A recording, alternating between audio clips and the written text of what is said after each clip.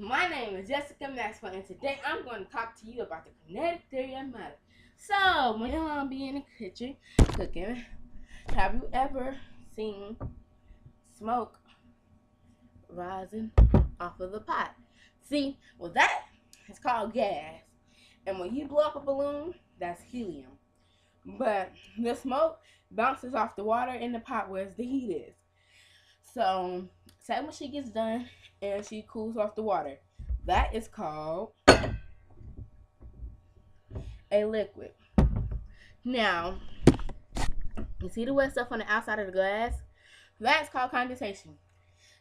It may be a part of the water cycle, but isn't it a part of solid and gas? Because matter is everywhere around us. You can see matter, you can feel matter, you can breathe matter. Pretty much, you can do everything with matter. Pretty much, you can do everything with matter. But the only thing you cannot do with matter is split the atoms. The atoms are the smallest part of a molecule. So, say if I'm a scientist and I have an atom, and say if this was an atom and I split it in half, well, pretty much the whole world will go to an end because you can't split an atom. Not even the scientists under a microscope can see atoms, which is pretty much because on a microscope you can pretty see much anything out of it. But now let's talk about what matter really is. Matter is this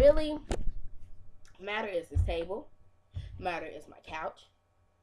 Matter is my body, because we have air in our bodies, we have liquid in our bodies, and we have gases in our body, which is helium, hydrogen, and oxygen. So let's go in order. First, we're going to start off with a solid. So this popsicle is a solid. And right now, all the molecules in this solid are real compact together, like real close together.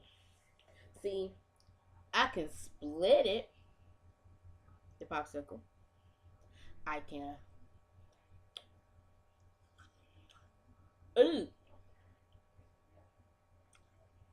popsicle.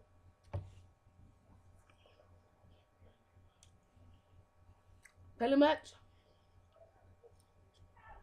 you can do anything with a solid, but you can't change the solid shape. Now, say if I like the popsicle, say if I want to drink some water, liquid, like we explained before, condensation on the outside of water. What you can do with liquid is anything, and I poured some liquid into here. See, it is water. It's the same thing, but it's hot. So boiling water, which is gas coming off of it, and liquid, is pretty much the same thing.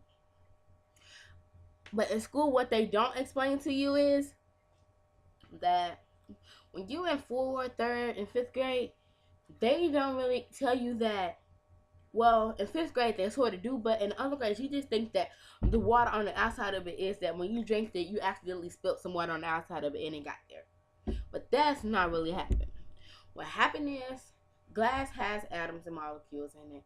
But what happened is that the water in the inside of there has frozen some of the atoms and got through the glass. But now, let's get a little bit more into gas.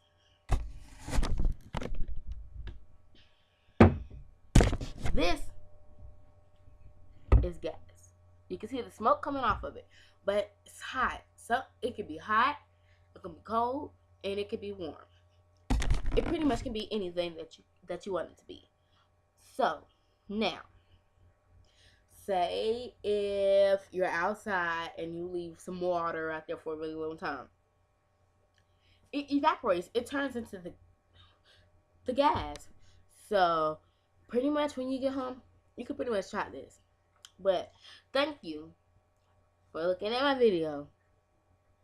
And if you want to learn more, read my paper. Put that guy down. Read the paper. Goodbye.